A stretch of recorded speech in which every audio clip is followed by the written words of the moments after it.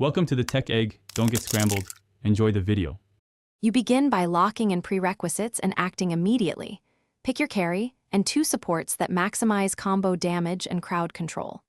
Once done, scout the enemy for their high-priority threats and adapt your opening path to neutralize them. Make sure to contest the nearest buff or objective to deny their tempo, then push a safe lane while preserves resources. This gives you map leverage and forces trades on your terms, which is how you steer the early game into your advantage. You now shift to coordinated execution. Communicate target priority and chain crowd control so your burst hits the designated carry.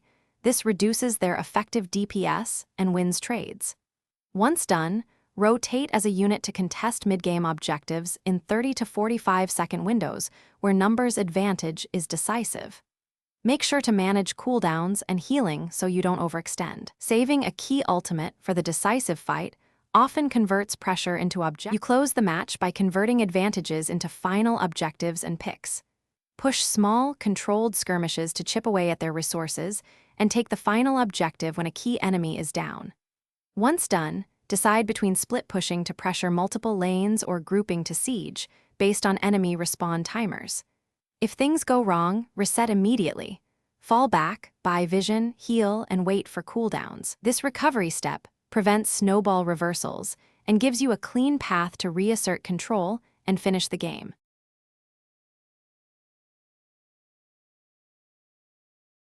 Thanks for watching. Consider subscribing if I helped unscramble your problems.